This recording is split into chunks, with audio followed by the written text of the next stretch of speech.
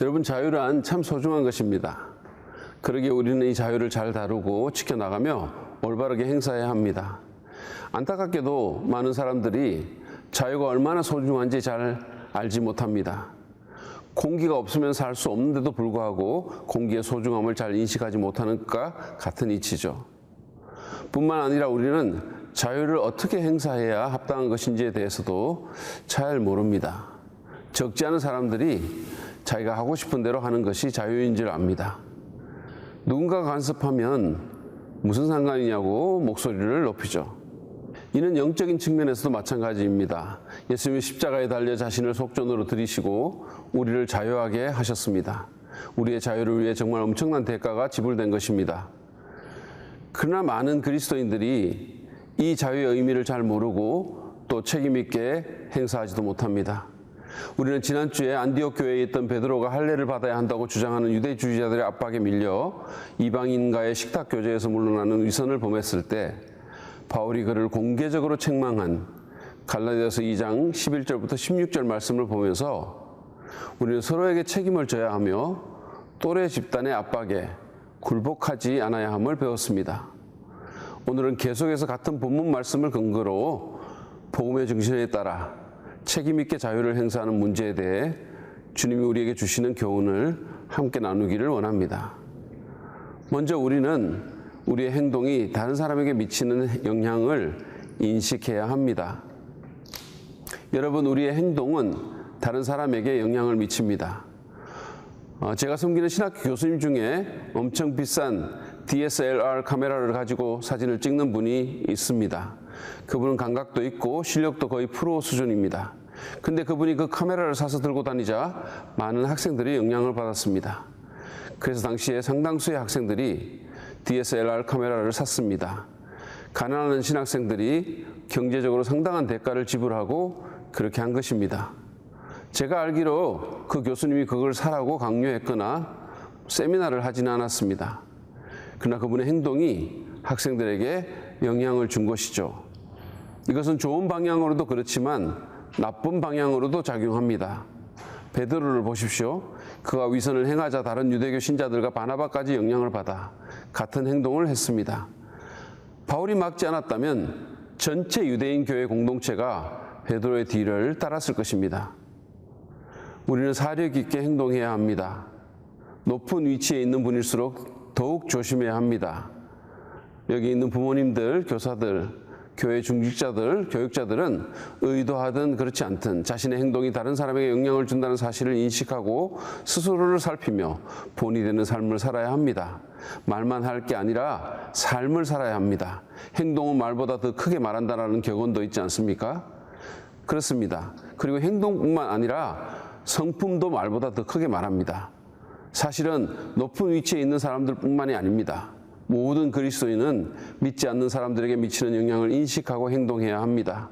그리스도인으로서 우리는 우리를 지켜보는 세상 가운데 예수 그리스도를 대표하는 사람들이기 때문입니다.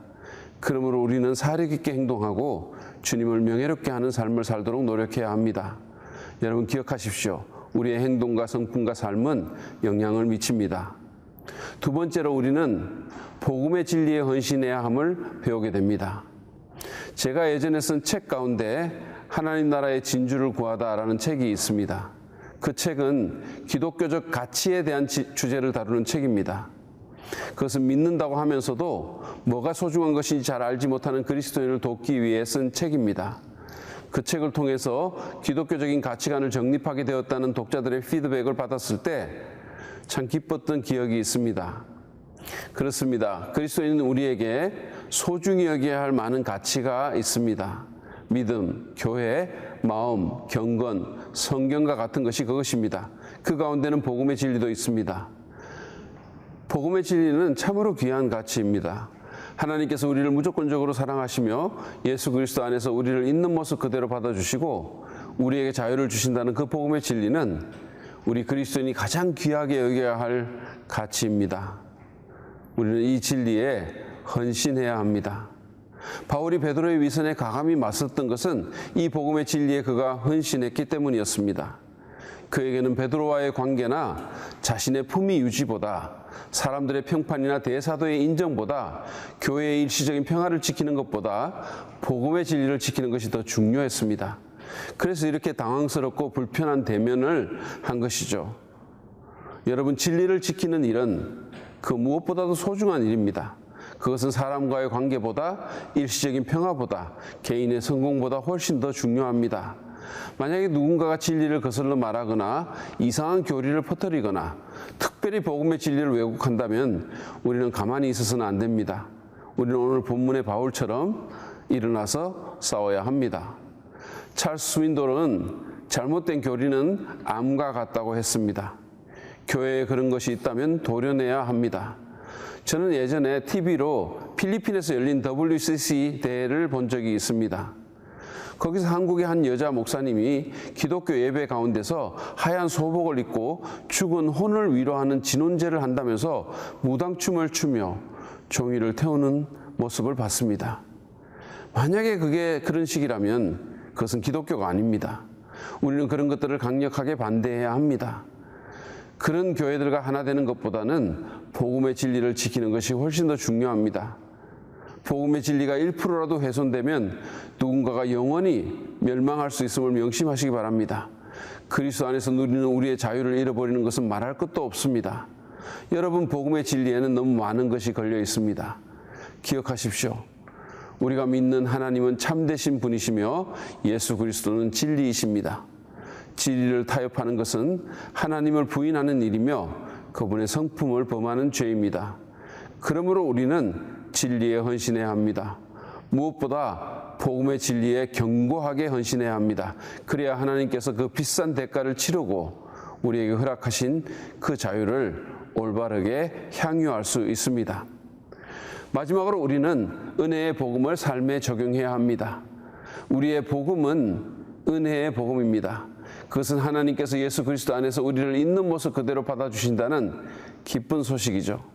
우리는 그 은혜의 복음을 믿습니다. 하나님께서 우리를 은혜로 받아주시고 모든 죄와 허물을 용서해 주셨다고 기뻐하기도 합니다. 그러나 안타깝게도 그것을 삶에 잘 적용하지 못합니다. 오늘 본문에서 베드로는 은혜의 복음을 알았지만 삶에 적용하지 못했습니다. 그래서 하나님이 아무 차별 없이 받아준 이방인들을 차별하는 대열에 동참했던 것입니다. 그의 행동은 이방인들이 할례를 받고 유대인의 율법을 지켜야 교제할 수 있다는 조건을 붙인 것이나 다름이 없습니다. 우리도 종종 은혜의 복음을 삶에 적용하는 데 실패합니다. 자신은 은혜 받았다고 좋아하면서 다른 사람에게 은혜 베풀기를 거부합니다. 엄격한 잣대를 들이대고 까다롭게 굽니다.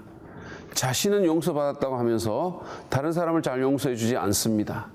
하나님은 나를 무조건적으로 아무 차별 없이 있는 모습 그대로 받아주셨는데 나는 내 형제에게 조건을 겁니다. 당신이 복장을 단정히 하면, 극장을 가지 않으면, 특정한 번역본의 성경을 읽으면, 특정한 교단에 가입을 하면, 방언을 하면 또는 하지 않으면, CCM 찬송을 하면 또는 하지 않으면 교제하겠다고 말하는 것입니다. 여러분, 이 모든 것은 은혜의 복음을 심각하게 욕보이는 것입니다. 하나님은 오직 믿음으로 나를 용서해 주고 의롭다 하셨고 당신의 자녀로 받아주셨습니다. 우리는 하나님이 내게 하신 대로 다른 사람에게 해야 하며 다른 조건을 덧붙일 권리가 없습니다. 그러므로 은혜의 복음을 삶에 적용합시다. 그럴 때 삶이 변하고 참된 자유가 향유됩니다. 레미제라블을 보면 거기에 장발장은 은혜의 복음을 삶에 적용한 한 노사제로 인해서 인생이 변화됩니다. 19년을 옥살이한 전과자, 출소 후에 나흘을 걸었지만 아무도 받아주지 않았던 그를 75세 노인인 미리엘 주교가 아무 조건 없이 받아주었습니다. 그에게 친절을 베풀고 불가에 앉혔습니다. 장발장이 사연을 말하려고 하니까 주교는 말합니다. 그대가 누군지 내게 설명할 필요는 없네. 여긴 내 집이 아니라 예수 그리스도의 집이니까. 주교는 전과자와 함께 풍성한 저녁을 먹었습니다. 그리고 그를 침실로 안내했습니다.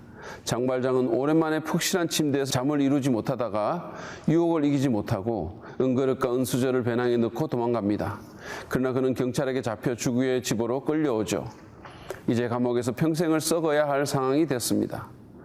그러나 주교는 이번에도 그에게 은혜를 베풉니다.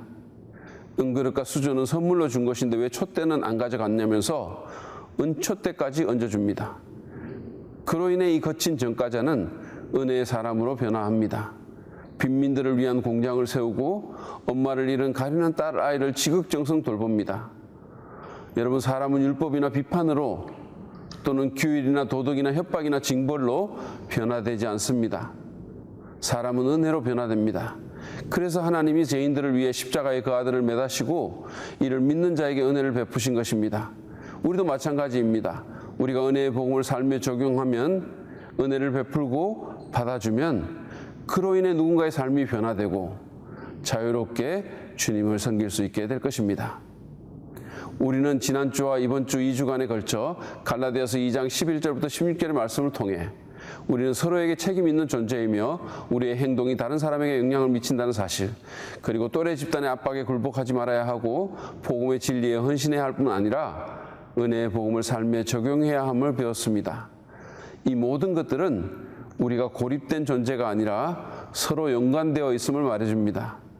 그러므로 이제 무슨 상관이냐고 말하지 말기 바랍니다. 복음의 진리에 헌신한 공동체로서 거짓 교리와 잘못된 집단적 압박을 힘을 합쳐 거부하도록 합시다.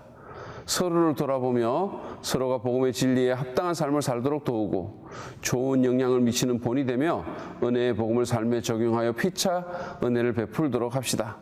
그래서 삶을 변화시키고 세상을 감동시키고 하나님께 영광을 돌리는 우리 모두가 되고 진정한 복음의 공동체, 은혜의 공동체가 되기를 주님의 이름으로 간절히 축복합니다.